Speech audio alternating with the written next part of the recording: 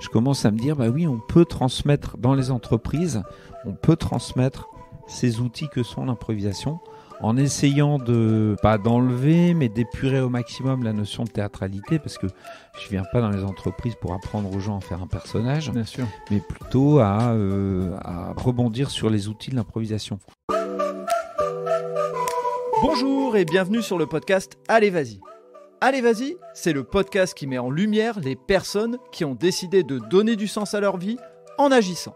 Dans ce podcast, vous entendrez des entrepreneurs, des bénévoles qui parleront de leur engagement et nous mettrons aussi en avant toutes les actions positives qui valent la peine d'être partagées. Un mercredi sur deux, retrouvez un nouvel épisode. N'hésitez pas à en parler autour de vous et à vous abonner à nos réseaux sociaux pour être informé des sorties d'épisodes. Et si vous voulez nous aider, 5 étoiles sur Spotify et sur Apple Podcast avec un commentaire, on est preneur. N'oubliez pas notre podcast sur le sport, Tout un sport, avec un nouvel épisode chaque vendredi.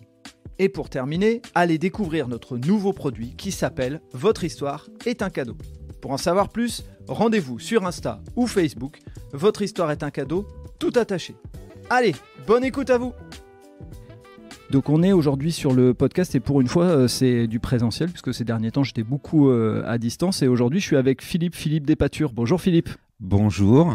Et bienvenue donc à la ruche d'entreprise de Tourcoing, hein, on dit tout aux gens. Philippe, on s'est rencontrés, alors on ne s'est pas réellement rencontrés, hein, je vais expliquer un petit peu l'histoire.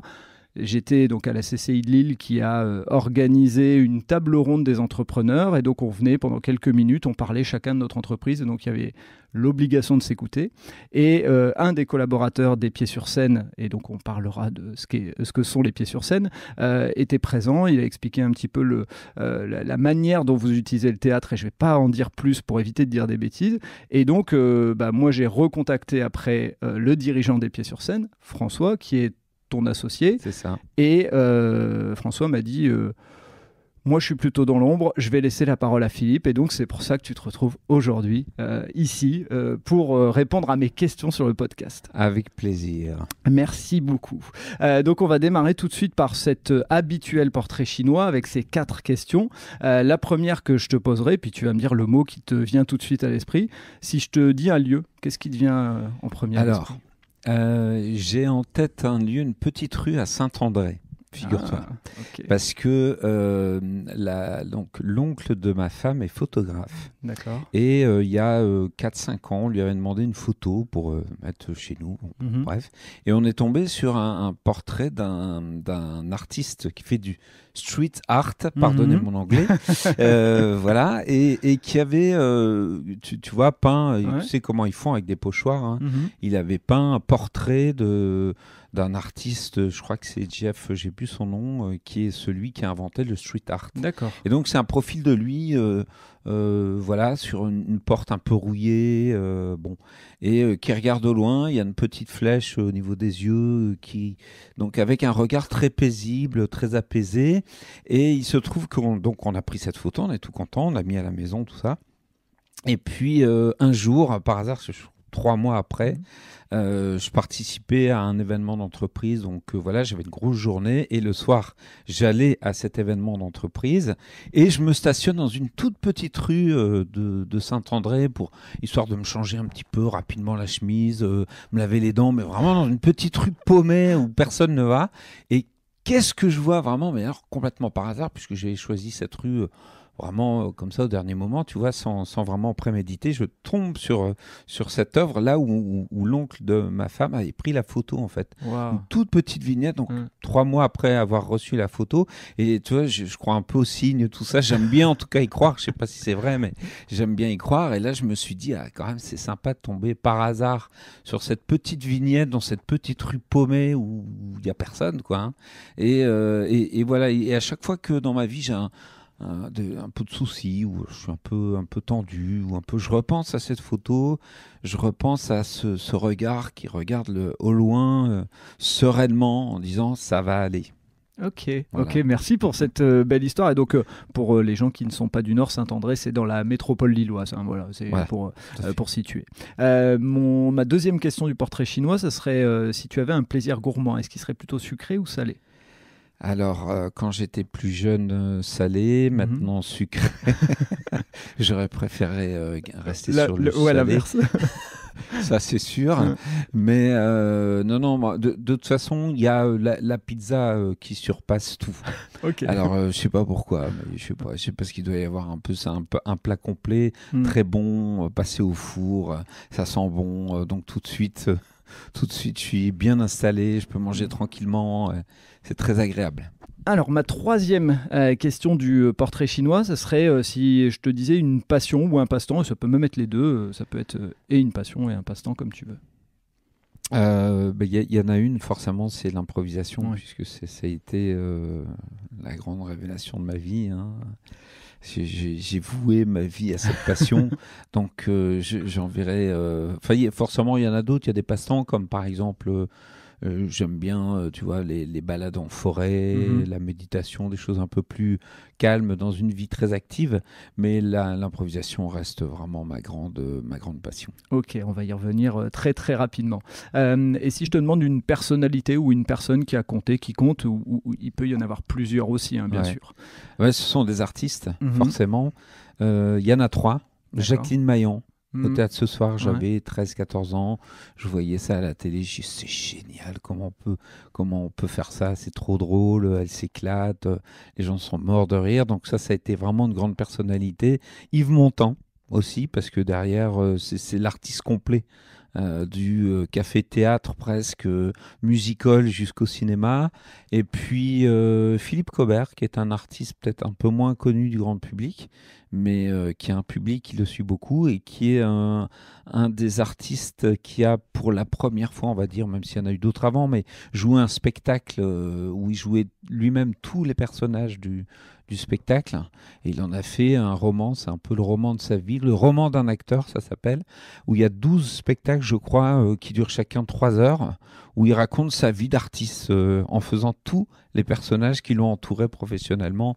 C'est juste magnifique. D'accord, ok. Eh ben écoute, moi ça m'a donné l'eau à la bouche et j'avais pas de doute là-dessus. Je vais juste faire la petite parenthèse qu'on a faite en off, c'est qu'en fait le truc le plus drôle quand François m'a mis en contact avec Ouais, toi, c'est que je me suis dit Philippe Despature, ça me dit quelque ça chose. me J'ai dit. vu ta photo et je me suis dit je le connais. Et sans le savoir, alors bien sûr, on est dans le nord, donc c'est un petit village, on va dire. Ouais, Mais en fait, et donc je vais faire un clin d'œil à Sylvain Cré. Je t'ai connu par l'intermédiaire de Sylvain Cré, qui était responsable animation dans la ville où j'ai ouais, grandi. Et vous aviez lancé une troupe de théâtre. Et je ne vais pas en dire plus, mais en tout cas, voilà, ça me permet de faire un clin d'œil à à Sylvain. Sylvain. Et on s'est croisés, mais sans que tu le saches. Moi, j'étais dans le public, mais voilà, Sylvain, je connaissais plutôt bien. Donc voilà, c'était l'occasion de faire ce clin d'œil et refermer la parenthèse. Et là, on va pouvoir démarrer et rentrer dans bah, qui tu es. Et Ouais. puis, quel est ton parcours, puisque tu as, et moi, c'est un des points qui m'a vraiment intéressé, lier le théâtre à l'entreprise et lier le théâtre à la création d'entreprise aussi, hein, les deux sont liés. Et donc, j'aimerais savoir comment on y arrive, parce que si demain, on a quelqu'un qui est passionné par le théâtre, mais qui se dit, est-ce que je peux en vivre?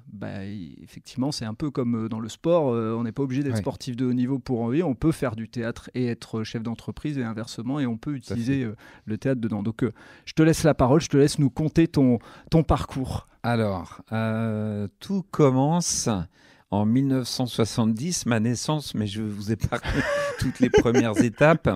Non, mais c'est vrai que ça commence simplement au collège, quoi, Mhm. comme beaucoup de personnes, tu vois. Je joue Topaz de Marcel Pagnol et je ressens ce que je disais tout à l'heure, Ouais.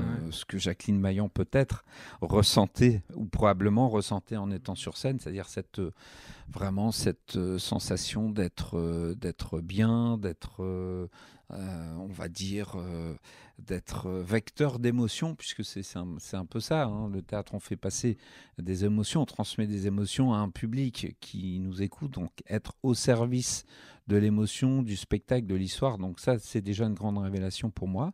Et puis, donc ça veut dire qu'à 15 16 ans, j'avais déjà en tête ce que je voulais faire, sans trop savoir comment, parce que je ne sais pas, issu d'une famille de théâtreux, hein, de gens qui allaient ne serait-ce qu'au théâtre, on n'y allait pas, donc on voyait à la télé, comme je disais tout à l'heure, mais on n'y allait pas, donc voilà. Après, les choses se sont mises en place assez naturellement, forcément, c'est toujours comme ça que ça se passe.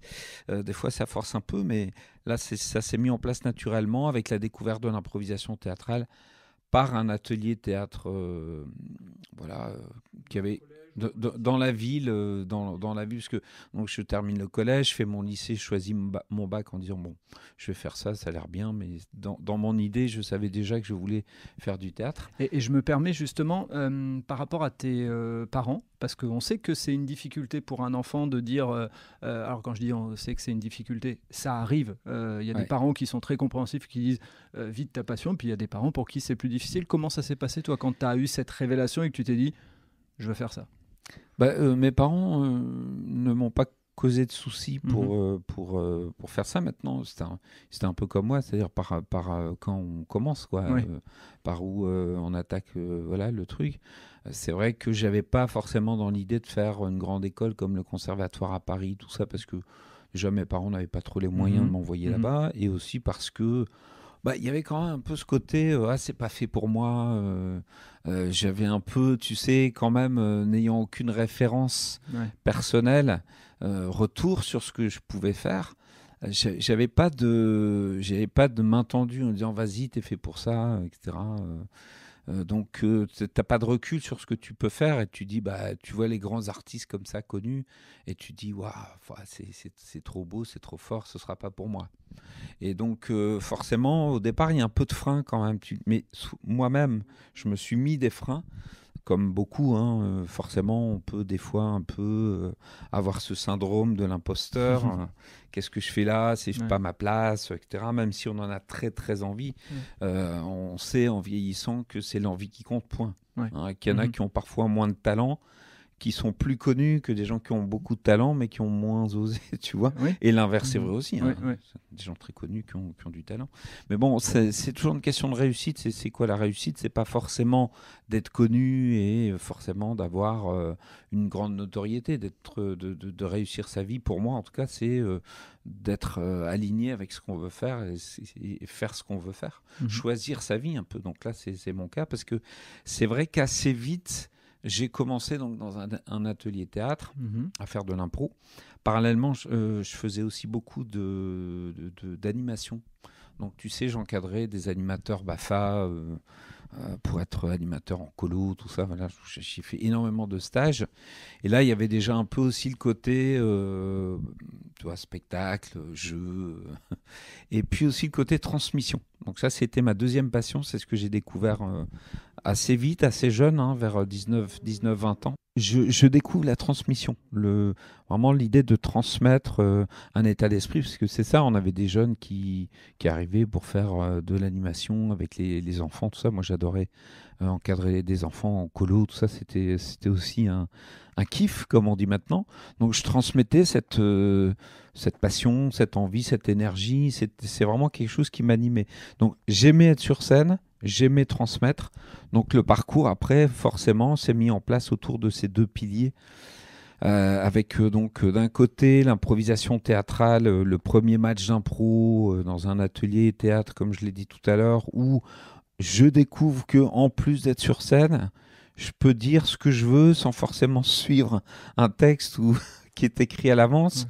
Là, je peux dire ce que je veux, je peux inventer les personnages que je veux, je peux être un très grand méchant, je peux être un très grand gentil, je peux être une ordure, je peux être un mec adorable, je peux être plein de personnages, être un animal, un objet, raconter une histoire. Enfin, c'est tout ça qui se produit lors vraiment d'une représentation d'improvisation, la première représentation d'impro que j'ai faite. Là, j'ai dit, ouais, c'est vraiment mon kiff, quoi. Et chez toi, qu'est-ce que ça fait ressortir? Est-ce que tu te dis, tu te découvres? Enfin, qu'est-ce que ça t'apporte à ce moment-là? Mais je crois que c'est j'allais dire presque banal, mais sûrement pas tant que ça. Mais c'est le côté, je reste un enfant, en fait. C'est ça l'improvisation. Ouais. Et j'ai souvent l'habitude de me présenter en disant que je suis un enfant structuré. C'est-à-dire que je suis un enfant, je suis un gamin, je joue toute la journée. Même quand je forme, tu vois, en formation, on en parlera peut-être tout à l'heure, mais il y a toujours un côté un peu enfantin où l'humour est très présent, où on s'amuse. Voilà, ça, c'est hyper fort. Et donc, je suis un enfant, mais structuré, puisque j'en ai fait une profession, puisque forcément, il y a quand même un peu d'organisation à avoir autour, mais je reste un enfant. D'accord. Et parce que c'est ce côté, ce plaisir qu'on a finalement dans une vie quand on avance, on a des enfants, etc. Bon, tu vois, on est tous un peu finalement obligés de suivre un chemin qui se trace. Voilà, et la possibilité de rester un enfant, d'avoir des espaces créatifs, des moments pour soi où on peut s'amuser et continuer à être ce qu'on veut. C'est quand même super important. Donc, tu vois, il y a cette idée de sur scène de plaisir et l'idée aussi, qu'est-ce que je voulais dire, d'être créatif, quoi, d'avoir cette possibilité d'explorer le champ du possible. C'est ce qui te permet de vivre, d'être formateur, d'animateur, et ensuite le théâtre. Est-ce que tu en fais c'est que du loisir, ou est-ce que tu utilises le théâtre pour gagner de l'argent? Parce que c'est souvent la question qu'on va se poser. Alors non, si on veut gagner de l'argent, il ne faut pas faire du théâtre tout de suite, parce que ça met un peu de temps. Mais non, d'abord, je suis animateur, effectivement, parce que ça me permet de vivre un peu. Je travaille pendant 1 an en tant qu'animateur social et socioculturel à Genève, dans un lycée agricole où on doit s'occuper des internes, etc. Je travaille pendant 1 an, et c'est vrai qu'après, tout de suite, je me lance, je fais de l'impro, j'anime un atelier, mais bon, voilà, c'est un peu comme ça à la volée, mais je fais mes armes en fait, avec quelques spectacles à droite à gauche. Et puis je me lance dans le clown. Le spectacle de clown, tu parlais de Sylvain Cray tout à l'heure, que je croise en stage BAFA, puisque c'est un formateur aussi à ce moment-là. On fait plusieurs stages ensemble. On décide de monter ce spectacle clown. Et j'ai aussi l'immense privilège de croiser une troupe régionale qui a à ce moment-là un rayonnement pour l'instant très local. Mais je vais travailler avec eux sur un spectacle de comédien dell'arte. Donc moi, je serai assistant metteur en scène, puisqu'il travaille avec un metteur en scène très connu dans la comédia, Mario Gonzalez, qui est toujours en activité, je pense, et qui donne cours au Conservatoire de Paris sur le jeu masqué, etc. Donc c'est un gros boulot très, très, très professionnel, très pointu. J'ai la chance de les croiser, de partir avec eux sur ce spectacle, un spectacle qui s'appelait Très tôt, qui va faire le tour du monde, puisqu'on va jouer aussi dans les centres culturels français. Donc on va jouer au Maroc, en Macédoine, on fait le tour de France, on joue pas mal. Et à l'époque, il m'avait embauché en tant qu'objecteur de conscience parce que je devais faire l'armée. Et le projet arrive à ce moment-là, la proposition arrive à ce moment-là. Je dis, écoutez, je dois faire l'armée, donc je vais tout faire pour essayer d'être objecteur de conscience. Et donc, ils m'ont pris comme objecteur de conscience. Voilà, pendant 20 mois, j'ai travaillé avec eux en tant qu'objecteur de conscience. Oui, parce que pour les plus jeunes qui nous écoutent, à l'époque, on devait faire un service militaire, et puis pour ne pas le faire, il y avait certaines règles. Alors, il fallait soit être réformé ou autre, ou alors il fallait avoir... Donc, c'est objecteur de conscience, c'était 24 mois. C'est-à-dire 12 mois à l'armée et 24 mois objecteur de conscience. J'ai travaillé dans le secteur culturel, associatif. Voilà. Et donc, moi, j'ai eu la chance de les accompagner sur un spectacle qui était magnifique. Et là où j'ai appris beaucoup, parce que c'est aussi un spectacle d'improvisation, tu vois. L'improvisation continue de me poursuivre. Là, c'est un spectacle masqué, donc 3 personnages masqués qui improvisent le spectacle. Et franchement, ça fonctionne très, très bien. On a fait le festival d'Avignon. Donc, c'est la première fois où je fais le festival. Je vois toute cette ambiance incroyable, 1000 spectacles par jour. Et ce spectacle qui blinde la salle tous les jours. Donc, c'était vraiment une belle rencontre. Et après, j'ai commencé vraiment à me professionnaliser dans le sens où tout ça, c'est des expériences que j'emmagasine, mais qui ne me font pas encore tout à fait vivre. Parce que j'avais, en tant qu'objecteur, de quoi remplir le plein de la voiture. Et en tant que clown, avec Sylvain, donc c'est vrai que c'était aussi une expérience, mais qui n'était pas encore tout à fait, on va dire, probante au niveau professionnel. Et c'est après que j'ai commencé à vouloir partir sur un challenge un peu plus personnel, en me disant, là, Philippe, tu as 30 ans, ce serait bien. Donc, suite à une hernie discale, puisque je suis opéré en urgence d'une hernie discale à l'âge de 30 ans. Et donc, je suis alité pendant un mois, parce qu'à l'époque, c'était comme ça. Maintenant, les hernies discales, il faut se lever 2 jours après l'opération. Et donc, à l'époque, il fallait rester un mois allongé pour se reposer. Et donc, je m'allonge pendant un mois chez ma mère à 30 ans. Et je dis, bon, là, c'est le moment de réfléchir un petit peu à tout ça. Donc, j'ai fait un peu le tri en me disant, bon, ok, qu'est-ce que je peux faire, qu'est-ce que je peux pas faire, qu'est-ce que j'ai envie de faire surtout. C'est pas qu'est-ce que je peux pas, c'est qu'est-ce que j'ai envie de faire.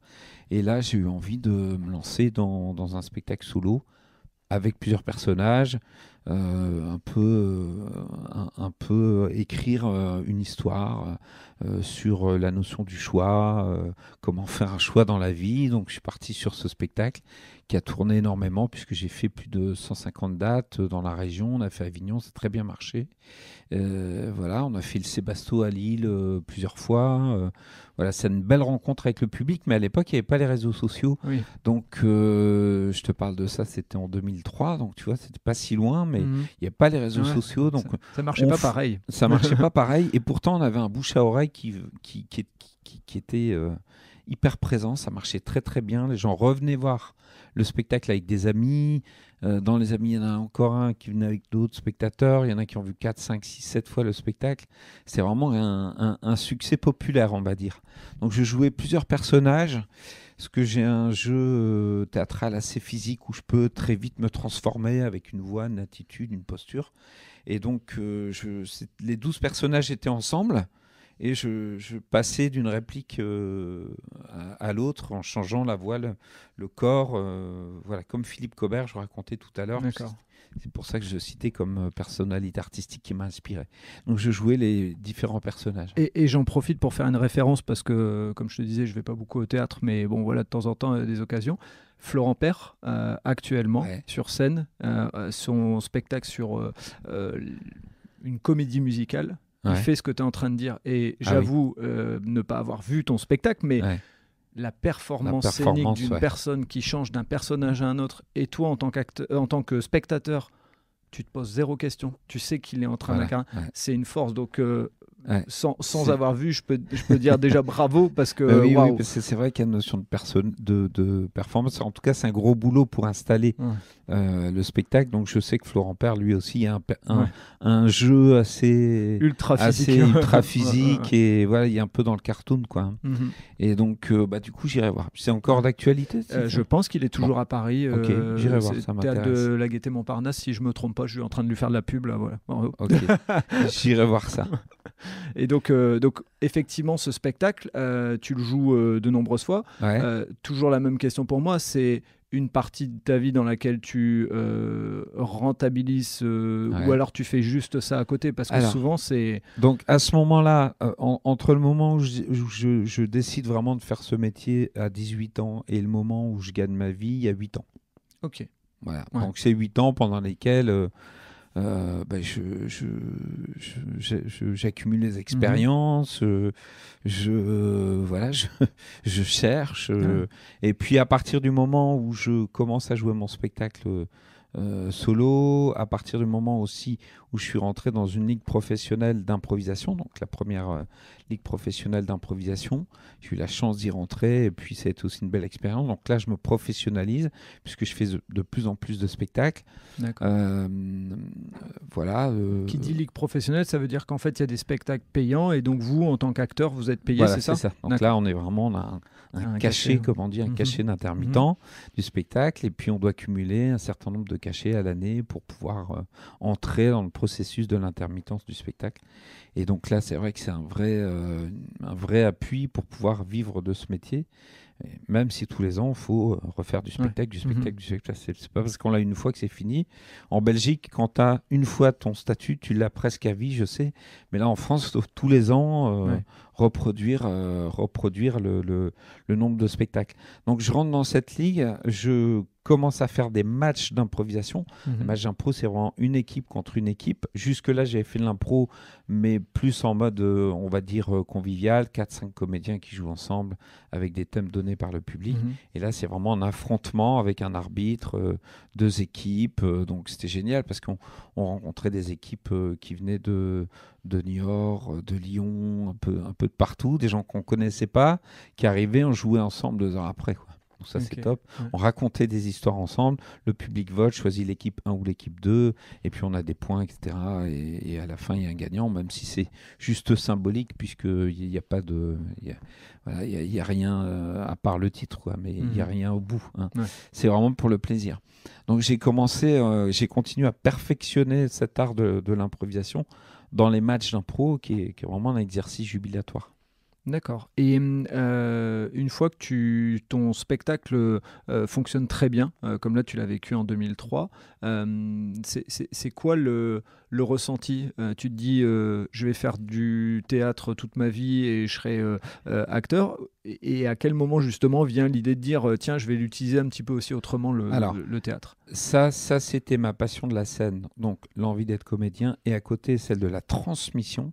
Et c'est vrai que parallèlement, je continue à mener des ateliers, notamment tout simplement avec des amateurs. Hein. Je donnais des ateliers. Donc là, je vis aussi des expériences de formateur, de transmetteur tu vois, d'énergie, de technique, d'outils, presque parfois du coaching, parce qu'il faut accompagner les gens sur leur travail artistique. Là, c'était pour l'instant simplement artistique. Et puis après, ça s'est fait, mais ça s'est construit. Quand tu sais ce que tu veux faire, la vie se met en place. Alors, elle se met en place aussi quand tu sais pas ce que tu veux faire. Hein, mais là, ici, en tout cas, ça s'est passé comme ça, transmettre et jouer. Et donc, tranquillement, après, c'est là que ça s'est mis en place naturellement. François Samier, donc, qui est mon associé aujourd'hui, on est associé à 2 sur Les Pieds sur Scène. Avec François Samier, lui travaillait à l'époque à Auchan. Il était chef de rayon. C'est un ami de 30 ans, comme dirait l'autre. Je le connaissais depuis très longtemps. Et puis, il arrive au bout de son chemin à Auchan. Il dit, ouais, j'ai envie de changer, etc. Sa vie personnelle changeait aussi. Il avait envie de passer à autre chose. Et donc, il me dit, je t'accompagne. Donc, au moment où je lance mon solo, il se dit, je t'accompagne, on y va à 2. Et puis, moi, je vais vendre des spectacles. Et puis, on va avancer comme ça. Donc, on avance tranquillement sur ce chemin. Et puis, de temps en temps, on a des propositions un peu par notre réseau. C'est toujours comme ça que ça marche aussi, par le réseau. On connaît des gens. On connaît quelqu'un qui dit, ah bah ouais, tu fais du théâtre d'impro. Moi, j'aimerais bien que tu viennes faire un peu 2 heures dans mon entreprise pour les collaborateurs, pour essayer, faire ci, faire ça, pour passer du bon temps, ou alors, donner 1 ou 2 trucs de communication sur ce qu'est l'improvisation. Donc, je fais un essai, ça marche plutôt bien, puis un deuxième, un troisième, mais pour l'instant, on ne développe pas parce que ça, c'est par opportunité, tu vois, c'est un peu comme ça, par accident presque, et puis on voit que ça fonctionne, les retours sont très bons, que je me professionnalise aussi, tu vois, l'expérience me conforte, donc il y a cette idée de transmission qui est toujours là, et puis je commence à me dire, bah oui, on peut transmettre dans les entreprises, on peut transmettre ces outils que sont l'improvisation, en essayant pas d'enlever, mais d'épurer au maximum la notion de théâtralité, parce que je ne viens pas dans les entreprises pour apprendre aux gens à faire un personnage, bien sûr, mais plutôt à rebondir sur les outils de l'improvisation, que sont les outils d'improvisation que sont donc l'écoute, parce qu'il faut développer le travail d'écoute. Hein, vraiment, l'impro, c'est j'arrive sur scène, je ne sais pas quoi dire, je joue avec quelqu'un qui va me donner une phrase et je dois rebondir sur sa phrase pour construire avec lui, il va me répondre, etc., etc. On va rebondir ensemble pour construire une histoire. Donc ça paraît simple comme ça, mais en fait, il y a des tas de réflexes qui font que c'est pas si simple. Par exemple, je te dis une phrase et l'autre en face, n'ayant pas beaucoup l'habitude de l'improvisation, aura peut-être tendance au début à refuser, à dire non, à créer du blocage, ah non, non, non, à poser une question et pas avancer. Donc tu vois, c'est tout un travail mental qu'il faut faire pour co-construire ensemble. Donc il y a la notion de l'écoute, il y a la notion de co-construction, il y a la notion de respect, de créativité, et il y a la notion de liberté, de lâcher prise. En fait, tu vois, toutes ces notions qu'on transmet aujourd'hui dans l'entreprise à travers nos formations avec les pieds sur scène. Et quand tu arrives en entreprise les premières fois, parce que moi, je me suis senti un peu confronté à ça, et je sens que c'est toujours en fonction du type d'entreprise, en fonction des dirigeants et ainsi de suite, mais où l'humour avait toujours, on savait jamais trop à quelle place. Alors, on sait qu'il y a l'humour aujourd'hui un peu déplacé avec les blagues sexistes, et ça, à la limite, laissons-les de côté, tant mieux si elles restent pas, mais je dirais que des fois, on avait tendance à, bah non, ici, on est là pour bosser. Ce genre de phrase. Et vous, justement, comment vous avez fait avec les pieds sur scène pour casser ça? C'est par l'action directement Ouais, alors c'est vrai que c'est une notion importante que de ce que tu dis, parce qu'au début, quand j'arrivais, j'avais cette question justement de la légitimité. C'est-à-dire, est-ce que moi, je suis légitime ou pas pour venir en entreprise expliquer les choses, d'autant plus que ce que j'apportais, c'est pas tout à fait encore à l'époque théorique. Hein, c'était plutôt organique, sur l'instant, on essayait de comprendre un peu comment les choses fonctionnaient. Et donc, j'arrivais un peu à pas de loup, en avançant tout doucement. Et je me suis rendu compte très vite que la méthode de l'impro permet, parce que c'est comme ça qu'on travaille, pour commencer les formations, on commence par faire des petits jeux d'impro. Donc des jeux, alors pas des jeux de mise en situation, je suis tel personnage, et voilà, mais des petits jeux qu'on fait nous en échauffement avant un spectacle. Des petits jeux très simples, très accessibles. Alors je vais pas l'expliquer là parce que c'est à la radio, enfin la radio, c'est à l'auditif, on va dire. Ouais. Donc c'est un peu compliqué, il n'y a pas de visuel, mais c'est l'histoire de jeu de claquement de main où je te regarde, tu claques dans la main de l'autre, etc., en donnant son prénom. Tu vois, des petits jeux de mise en place comme ça, qui durent, on fait plusieurs petits jeux qui durent une demi-heure, trois quarts d'heure, et en 10, 15, 20 minutes, pouf, on accroche la banane, le sourire aux gens.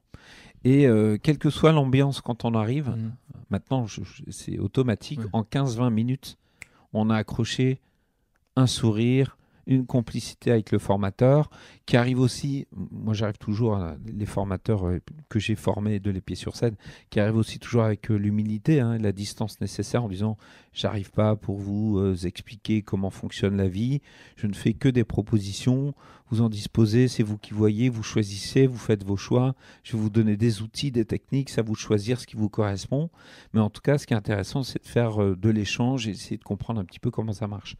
Donc après on aborde, tu vois, les petits jeux, et en une heure on a donné le ton quelque part. Il y a ce côté on rit, parce que le rire permet d'apprendre plus facilement. Le côté, bon, maintenant on bosse, c'est sérieux, je comprends pas. Mais... parce que normalement, c'est, allez, on s'amuse, donc on apprend. C'est comme ça que ça fonctionne. Quand tu as le plaisir d'apprendre, tu apprends mieux. Oui. Quand tu avais une prof de maths que tu n'aimais pas parce qu'elle n'était pas marrante, tu avais plus de mal à faire tes devoirs que quand tu avais une ou un prof de maths que tu aimais bien, qui donnait la banane, qui faisait un petit peu d'humour de temps en temps, qui était un peu sympa, et tu avais plus envie d'apprendre tes leçons, quoi, tu vois. Ah, on est d'accord. Quelle que soit la matière, bon, même si on a des matières qu'on préfère, mais quelle que soit la matière, l'attitude du prof, la posture du prof, elle est super importante. Donc, du coup, on arrive avec cet état d'esprit qui fait que, bon, je te dis, en 15-20 minutes, l'ambiance est installée, la convivialité, aussi le respect, la bienveillance, tout ça, on a bien expliqué. Alors ça n'empêche pas que parfois c'est un peu tendu, parce que dans certaines entreprises c'est un peu tendu, mais quand même il y a des choses qui se fluidifient, et ça c'est une vraie réussite, quoi, un vrai kiff. Et donc aujourd'hui, les pieds sur scène, vous organisez des formations autour du théâtre, et pratiquement uniquement autour du théâtre, mais pour développer les personnes sur du développement personnel, même sur du management, si je ne me trompe pas. Alors c'est plus tout ce qui est formation interpersonnelle. D'accord. C'est-à-dire, dès lors qu'on est deux, on échange. Et à partir de là, on peut intervenir. Donc, parfois, on fait du coaching plus individuel sur certaines thématiques, mais la majeure partie de nos formations, c'est là-dessus. Donc, c'est tout ce qui est communication interpersonnelle.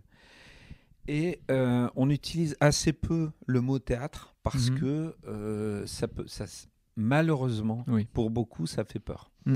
C'est-à-dire qu'il y a beaucoup de gens qui sont allés voir un spectacle au collège un peu trop contemporain, qui sont allés trop fort dans le truc. Alors, le prof a emmené toute la classe voir un spectacle subventionné, mais très contemporain, qu'on ne comprend pas. Donc, c'est devenu le théâtre, c'est un peu chiant, tu vois. C'est comme ça dans la tête de beaucoup. Je vais au théâtre, je vais m'ennuyer, malheureusement. Alors attention, il y en a beaucoup qui aiment le théâtre, qui vont au théâtre même une fois de temps en temps et qui s'amusent. Mais donc voilà. Et puis ça peut faire peur aussi parce que dans l'entreprise, c'est voilà, il y a une posture à avoir. Donc je ne vais pas me lâcher comme ça facilement devant Michel ou Jacqueline. Je vais faire attention à ma posture parce que c'est comme ça que ça se passe. Donc si tu veux, l'approche, elle est plus fine dans le sens où on associe aussi les outils de l'improvisation théâtrale avec des notions un peu plus théoriques, mais qu'on rend organiques. C'est-à-dire, tu vois, on tourne autour de la communication non violente, les profils de personnalité, voilà, tous ces petits outils de management qu'on intègre aussi dans nos formations, mais d'une manière un peu plus originale qu'avec un slide. Voilà, donc on fait vivre l'expérience aux gens en faisant des petits jeux, soit par 2, soit par 3, alors tous en même temps, hein, tu as des îlots de 2-3 personnes, après on met 2 personnes devant tout le monde, après donc toujours au volontariat, sur la base du volontariat, mais bon, comme c'est bien en bienveillance, on est toujours en train de co-construire, d'analyser ensemble, donc finalement c'est très fluide et ça se passe toujours très bien. Ouais, et c'est ce que m'avait dit François quand on avait échangé dans le but de faire ce podcast. C'était l'idée, la formation assise derrière une table, très peu pour vous, entre guillemets, parce elle doit être vivante, quoi. Ouais, c'est ça. Ouais. Donc on pousse toutes les tables. On garde les chaises parce que parfois quand même on s'assoit, mais on commence debout pendant 1 heure, on joue à des petits jeux très sympas qui permettent aussi de découvrir parfois des réflexes qu'on a en tant qu'humain, tu vois, genre qu'est-ce que je fais quand je me trompe mécaniquement. Quand je me trompe mécaniquement, je fais semblant de rien, je ne bouge plus, je fais l'animal mort pour éviter d'être vu. Ça, c'est un réflexe complètement dingue, parce qu'on le voit avec tout le monde quand on fait les jeux, tout le monde fait ça, hein. Quasi tout le monde. Je me suis trompé, Philippe a donné une consigne, je me suis trompé, je fais semblant de rien. Et par contre, quand quelqu'un d'autre se trompe, on dénonce, tu t'es trompé et tout. Et donc, tu vois, c'est déjà ces petits réflexes-là qu'on met en place. Les gens font, ouais, c'est vrai, tu vois, je fais semblant de rien, c'est incroyable. Et je leur dis, mais c'est normal parce que c'est des réflexes qu'on a un peu spontanés, comme ça, organiques, des réflexes de survie pour rester dans le groupe. Tu vois, il y a d'autres réflexes comme ça. On a notamment un petit jeu où on met les personnes de face à face, ils doivent faire des gestes. Bon, bref, je ne vais pas trop aller dans les détails. Et puis, ils se rendent compte qu'en accélérant, ils font, sans le faire exprès, vraiment par mécanisme, ils font les gestes dans le même sens, presque en miroir, en mimétisme en fait. C'est-à-dire que quand ça s'accélère, on rentre en processus de mimétisme sans s'en rendre compte. C'est après, je dis alors qu'est-ce qui s'est passé ? Ils réfléchissent, et puis ah oui, à un moment donné, on était coordonnés, on a fait les choses en même temps. Ah oui, c'est vrai, nous aussi. Oui, on a fait du mimétisme parce que dans la communication, comme ça, quand on est ensemble, on échange, et bien souvent on prend la même posture que la personne qui est en face de nous, sans s'en rendre compte, pour montrer inconsciemment, je ne suis pas un ennemi, je suis avec toi, je suis comme toi. Alors il y a un effet miroir comme ça qui se met en place. Tu vois, c'est des petites notions comme ça qui sont sympas à découvrir, et puis après on rentre dans le dur avec des notions plus profondes, et puis qui sont surtout les outils pour essayer d'améliorer notre capacité à rebondir. Alors, vous faites aussi des conférences ou des animations. J'ai eu la chance d'en avoir une à Cité des Échanges, donc à Marc-en-Barœul, dans la métropole lilloise. Explique-nous un petit peu ces animations que vous venez faire ou ces conférences pour peut-être donner envie à certains de faire appel à vous. Alors justement, donc aujourd'hui, on a commencé il y a 5-6 ans en rencontrant Bruno Poignard, qui est donc un conférencier qui lui a pas du tout le parcours de l'improvisation, mais qui a fait énormément de théâtre, et donc lui transmet ses outils sur la connaissance de l'être humain, etc. Donc conférence très enrichissante parce que c'est quelqu'un qui se documente beaucoup, qui lit beaucoup, qui est passionné par ça. Donc, toute la médecine chinoise, la méditation. Donc, ça, c'est des outils qu'il transmet dans la conférence. Et puis, nous, aujourd'hui, je dis nous parce qu'on est deux avec Marie, avec qui je travaille beaucoup en formation.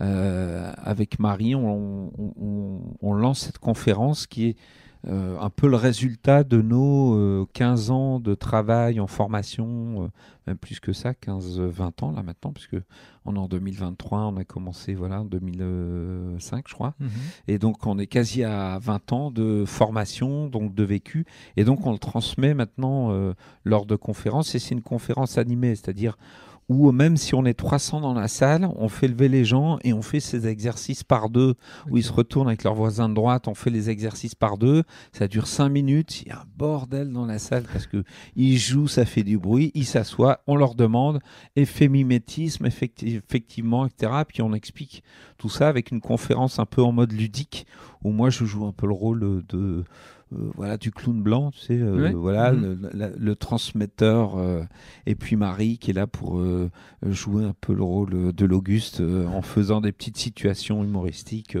Donc là, c'est vraiment l'axe pour moi dans les prochains mois, là, développer cette conférence qui prend vraiment de l'ampleur. Je le vois dans les yeux des gens quand ils l'ont vécu, parce que tu sais, des fois on fait des conférences pour 15 personnes, des fois pour 300, donc ça dépend. Et on voit le retour des gens. Ah ouais, c'est sympa, c'est facile, c'est simple, on comprend, c'est hyper abordable, et en plus on apprend plein de choses, c'est ludique.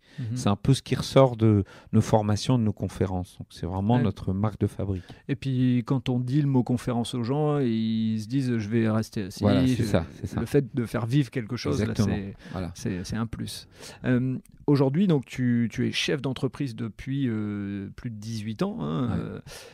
Qu'est-ce que tu peux nous dire sur ce métier de chef d'entreprise ? Quels ont été les moments de réussite ? Quelles ont été les difficultés pour que justement 18 ans de chef d'entreprise, c'est pas rien.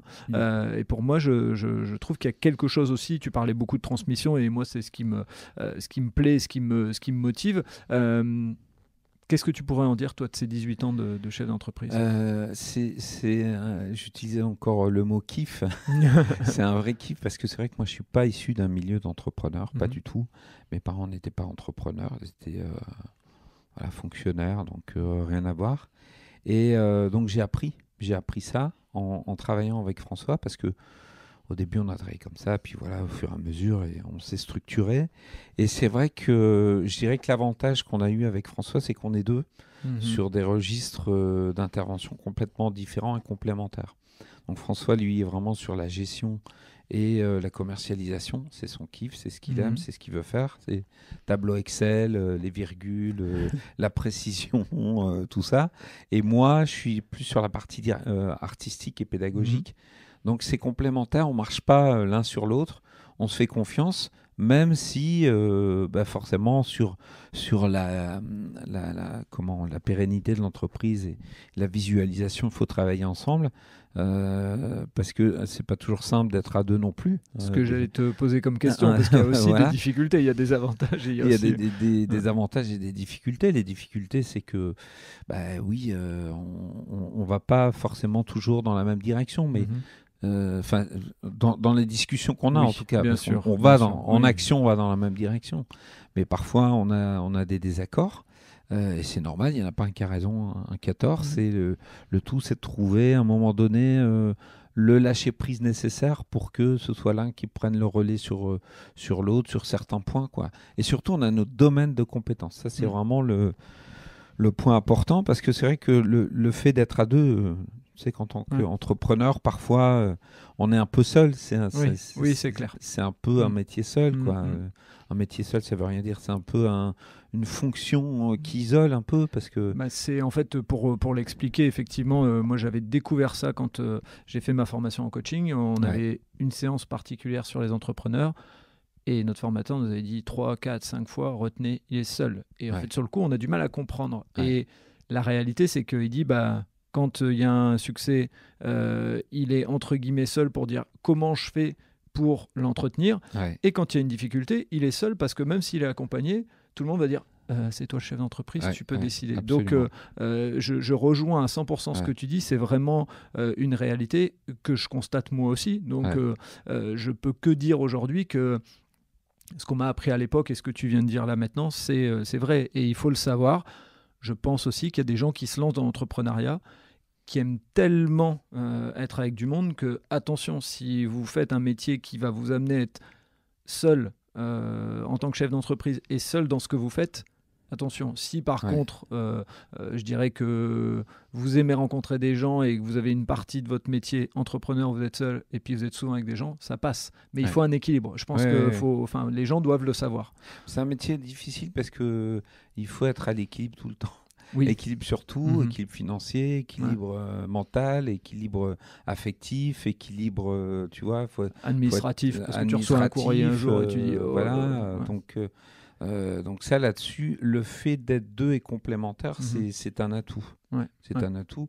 Mais voilà, c'est vrai qu'après on apprend en faisant, c'est aussi ça qui est génial, puisque nous on s'est trompé beaucoup, on a échoué fort. Mhm. On a eu des dettes, tu vois, Ouais. au tout début, parce qu'on a investi sur des choses qui n'étaient pas les bonnes. Donc, Mhm. ça fait partie du jeu. Et Tu as eu attention, des doutes à un il y en a moment qui entreprennent sans dette. Hein. Ouais. Tu as eu des doutes à un moment quand il y a eu ces dettes, parce que c'est bien aussi les entrepreneurs qui nous écoutent de se dire comment on passe outre. J'ai eu un entrepreneur qui a dû se mettre en liquidation judiciaire et il a réussi à sauver, en redressement judiciaire, pardon. Il a réussi à la relever pour pas être en liquidation judiciaire, mais il était en ses débuts et ça a été très difficile. Donc, toi, au moment où tu as eu des dettes, vous vous êtes posé la question de la pérennité, comment Alors, ça... on s'est pas posé, on s'est pas posé de questions quant à l'avenir puisqu'on y Mhm. croyait. Mhm. Ça, c'est sûr. On savait qu'il y avait quelque chose à faire, mais on a fait une grande balade dans les bois, une journée complète. On a fait une balade dans les bois et on dit qu'est-ce qu'on garde, qu'est-ce qu'on jette, qu'est-ce qui est pour nous, qu'est-ce qui est pas pour nous. Donc ça, c'est dans l'état d'esprit, on a, je dirais, reconditionné notre vision en disant bon, voilà, ça on abandonne, ça c'est pas la peine, ça sert à rien, ça marche, ça marche pas, mais on est sûr que ça marchera. On a vraiment fait ce débat-là, une longue balade, et puis après financièrement, on s'est fait aider Mhm. beaucoup par Mhm. une personne de notre réseau proche Ouais. qu'on peut remercier, qui est venue nous aider, qui a fait les tris, qui a fait le travail nécessaire pour qu'on retrouve un peu notre souffle. Et après, ça n'a cessé de grimper, en fait. Mais c'est vrai qu'au début, on a une approche globale, Ouais. on tape un peu partout, et puis on ne sait pas forcément comment bien faire les choses et dans l'ordre. Puisqu'encore une fois, François et moi, on n'a pas fait d'école pour être entrepreneur. Je ne sais pas si ça existe d'ailleurs, ça doit exister. Ouais. C'est possible que ça n'existe pas, mais en tout cas, on a eu un apprentissage de terrain. Mm. Et donc c'est bien aussi parce que ça nous a permis c'est aussi l'expérience du terrain qui nous a permis de rebondir sur des choses auxquelles on n'avait pas pensé, par exemple, tu vois. Parce que une des difficultés, et là c'est peut-être un des gros avantages que vous aviez d'être deux, c'est que parfois, quand on doit faire ses choix, comme tu le disais, en la balade dans les bois, on a tendance à mélanger qu'est-ce que je garde. Je vais garder les trucs passion. Ouais. Mais quand on est chef d'entreprise, il y a passion, puis il y a aussi rentabilité. C'est ça. Peut-être que l'équilibre de ces deux personnalités vous a beaucoup aidé dans ce schéma-là. Complètement, Ouais. parce que il y a de mon côté le côté artistique, voilà. Même si je suis très ancré dans le sol quand même, tu vois, je suis un enfant structuré, donc je sais que oui, on peut pas non plus faire ce qu'on veut. Enfin, faire ce qu'on veut, je retire ce mot. Évidemment qu'on peut faire ce qu'on veut, mais il faut juste mettre dans le bon sens, Ouais, quoi, c'est ça, et de l'organiser. c'est ça. Donc, il y a des concessions à faire sur certaines choses. Ça, c'est certain. Qu'est-ce que j'allais dire? Oui, le fait d'être deux, ça permet vraiment cet équilibre-là. Quand il y en a un qui s'effondre aussi un petit peu, qui se fatigue, l'autre est là pour dire attends, regarde, il se passe ça, qui repositive un peu tout ça, et ça fait du bien, c'est important. Ouais. Et aujourd'hui, l'avenir des Pieds sur scène, tu as abordé un petit peu en disant cette conférence justement qui est une somme de vos apprentissages et qui est une forme de transmission, Tout à fait. de faire vivre. Donc c'est un premier point. Est-ce que à titre personnel aussi, toi, tu as des choses qui vont arriver dans les mois à venir. Là, on est début janvier, on sera diffusé peut-être mars-avril, quelque chose comme ça. Est-ce qu'il y a des actualités dont tu veux parler pour les pieds sur scène ou pour toi? Alors, il y a sur les pieds sur scène tout un volet coopératif qu'on voudrait développer. Mhm. C'est-à-dire que maintenant, on voudrait commencer à associer au-delà de l'improvisation théâtrale, on voudrait s'associer de plus en plus à des gens qui ont des compétences particulières, un peu différentes, Mhm. qui sortent un peu de ce qui se fait habituellement, pour proposer, je bafouille, pour proposer des programmes de formation D'accord. vraiment complet avec des disciplines différentes. Mm. Donc on est en train de travailler là-dessus. Moi je travaille aussi sur le non-verbal parce que ça me passionne aussi de savoir un petit peu comment ça fonctionne tout ça. Mhm. Tu vois, c'est toujours cette connaissance de l'humain, de l'autre qui m'intéresse. Et puis je mets en scène, donc ça c'est très important aussi que je reste moi connecté avec ma passion de la mise en scène et de la scène et du théâtre. Donc là, je mets en scène Marie Buriga qui sera en One Woman Show dans quelques semaines. Voilà, c'est quelqu'un sur qui, avec qui j'adore travailler parce que elle est formatrice aussi, elle est pieds sur scène. Et puis elle a un vrai tempérament, une vraie intelligence. Et donc c'est ça qu'on va proposer sur scène avec sa vision du monde un peu décalée et humoristique. Et donc, elle se produit sur l'île pour l'instant. Alors pour l'instant, aux vraiment, alentours. on a tout début. Ouais. Moi, j'ai accompagné il y a quelques années des gens qui ont fait du one-man show, donc je vois un peu comment ça se passe, je sais comment ça se passe. Les gens aussi qui ont réussi à avoir une certaine notoriété. Donc il faut passer par les festivals, il faut passer par les cafés théâtre de France, créer son réseau sur les réseaux sociaux, etc., créer son public pour pouvoir commencer à se faire connaître, en fait, à se faire voir. Et puis après, il y a les producteurs qui arrivent, etc. Donc on a tout ce travail-là à faire. Ouais. Qui peut aller vite, comme ça peut prendre du temps, mais c'est pour l'instant, petite salle, Lille, on rôde le spectacle, on travaille, on cherche, on crée la matière, on façonne un personnage, et puis après elle va commencer à sortir, aller dans les festivals, etc. pour chercher à faire... à aller vers la notoriété, on va dire, parce qu'elle serait très bonne en tant que chroniqueuse aussi, tu vois, parce qu'elle elle est romancière, elle a été romancière, elle a écrit 2 romans, donc elle a beaucoup de facultés à écrire. Donc voilà, j'accompagne quelqu'un qui a du talent. Ok. Donc, et ce que tu dis là, et ce qui est important de lire entre les lignes, c'est que même si elle a du talent, même si elle a de l'expérience, eh ben, il faut le temps, il faut prendre le temps pour roder tout ça. C'est ça, au-delà du temps, c'est l'expérience qui est intéressante. Mmh. Tu sais, il y en a qui cumulent l'expérience en 6 mois, 1 an, 1 an et demi, et il y en a qui l'accumulent en 10 ans parce qu'ils prennent un peu plus de temps, mais c'est surtout l'expérience, c'est l'expérience de la scène, l'expérience de l'écoute du public, l'expérience des réactions du public, l'expérience du tempo, du rythme. C'est encore différent que de l'impro où là c'est vraiment organique l'instant, même si cette écoute elle est importante. Mais quand tu fais un travail, surtout un one-man show humoristique, il y a un rythme, il y a un style à trouver, il faut roder, quoi. C'est comme une voiture, tu vois. Tu t'achètes une nouvelle bagnole, faut que ta bagnole elle se rode un peu. Tout est en place, mais il faut qu'elle se mette elle-même en rodage. Donc là, c'est ça, c'est ce temps-là c'est pas une question de temps, c'est une question d'expérience. Ok. Et donc, on mettra dans les notes du podcast les moyens de trouver les endroits où Marie se produit, parce que pour l'avoir vu donc à cette fameuse animation de la Cité des Champs, on sent qu'il y a du répondant, il y a du bagou, il y a quelque chose derrière. Il y a du potentiel. Ouais, c'est clair. Est-ce qu'il y a un sujet dont tu aimerais parler et dont on n'aurait pas parlé? Comme c'est ton podcast, tu as le micro, tu peux y aller. Qu'est-ce que je pourrais dire? Et notamment peut-être sur des choses, puisque tu interviens dans une ligue d'impro, est-ce qu'il y a des actualités peut-être Oui, ceux qui veulent peuvent aller voir Lille Impro, qui est la ligue professionnelle que je dirige, puisque en fait, aujourd'hui, c'est vrai qu'on a beaucoup parlé de les pieds sur scène, tu as raison de me relancer là-dessus. On a beaucoup parlé de les pieds sur scène, mais les pieds sur scène fait partie de ce qu'on appelle la scénosphère. Okay. Et la scénosphère, c'est une marque, juste un titre, qui regroupe 3 entités fortes. Donc les pieds sur scène, c'est tout ce qui est improvisation en entreprise, en événementiel, en formation. Après, il y a Impro Academy. Donc ça, c'est une école d'improvisation pour ceux qui veulent faire de l'impro en loisir, 2 heures par semaine, avec un spectacle à la fin d'année, avec différents parcours, loisirs, compétences, etc. Donc là, aujourd'hui, sur la métropole lilloise, on a plus de 200 élèves qui, toutes les semaines, viennent faire de l'impro, etc., puis s'amuser ensemble. Ça, c'est Impro Academy. Et puis, il y a Lille Impro, qui est la ligue professionnelle d'improvisation, avec des comédiens d'improvisation. Et là, on fait des spectacles avec des spectacles différents, qui ont des formats différents, qui ont presque des histoires différentes.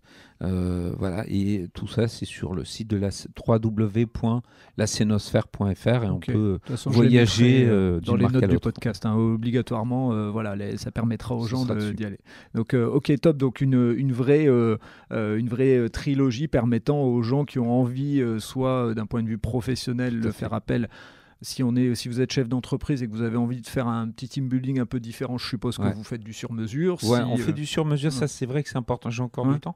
C'est important que tu le dises parce que on peut faire du team building d'1 heure, 2 heures, jusqu'à la conférence pour 15 personnes pendant 4, 5, 6 heures s'il faut, parce que on a le matériel pour le faire. Voilà, ou des formations plus ciblées, prise de parole en public, gestion de conflits.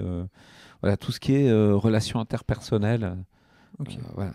Voilà, donc effectivement, chef d'entreprise qui a envie de faire vivre un moment un peu différent à ses salariés, un chef d'entreprise qui aurait envie de former différemment plutôt que la formation classique, faire appel à vous. Et pareil, je mettrai les notes dans les liens dans les notes du podcast, ça va mieux dans ce sens-là, pour que les gens puissent trouver. Moi, j'ai vu des ateliers hyper intéressants où les thématiques sont vraiment intéressantes. Et encore une fois, comme je le disais tout à l'heure, c'est plutôt des formations où la table elle est de côté et on est en train de vivre un moment. Donc ça permet de faire ça pour les salariés. Et puis, comme tu viens de le dire, Impro Academy qui permet à des gens qui ne veulent pas en faire leur job, mais qui ont envie de se professionnaliser, de faire... et on le sait, avec le Covid, les uns et les autres, on a eu un peu plus de temps pour réfléchir à soi et donc des révélations. Et ça peut être l'idée de dire, je garde mon métier, parce que je ne peux pas en changer, puis il faut bien vivre et autres. Mais à côté, j'ai ma passion et je fais le bon équilibre. Il y a des gens qui ont décidé ça. Et donc, vous, les 200 élèves, c'est pas rien quand même. Non, c'est pas rien. C'est aussi c'est un succès qui est lié au fait que souvent, je raconte cette petite anecdote. Quand tu commences l'impro, tu arrives dans la salle, tu vois, le premier soir, en disant tiens, je vais faire ça en plus, comme je préfère la pétanque ou ça, ou tiens, allez, là je fais de l'impro pour voir. En plus, c'est simple, j'ai pas besoin d'apprendre un texte pour la fin d'année, tout ça. Je viens tous les soirs pour me faire du bien. Tu arrives dans la salle pour ton premier atelier, tu te retrouves avec 15-16 personnes. En 2 heures, ça y est, tu as 15 nouveaux potes. Parce que on est tous là pour la même chose, quel que soit notre métier, notre fonction, notre posture. Médecin, tout ce qu'on veut. Tu te retrouves avec des gens très différents de toi, mais on est tous là pour s'amuser ensemble, construire une histoire ensemble. Et je peux te dire qu'en 2 heures, voilà.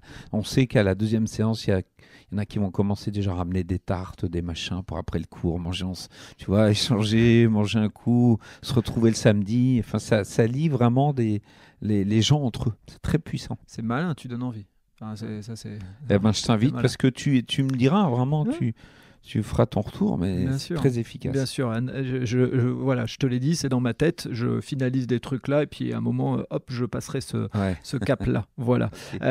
Écoute, Philippe, merci beaucoup pour ce moment. On a eu droit à la perceuse entre deux.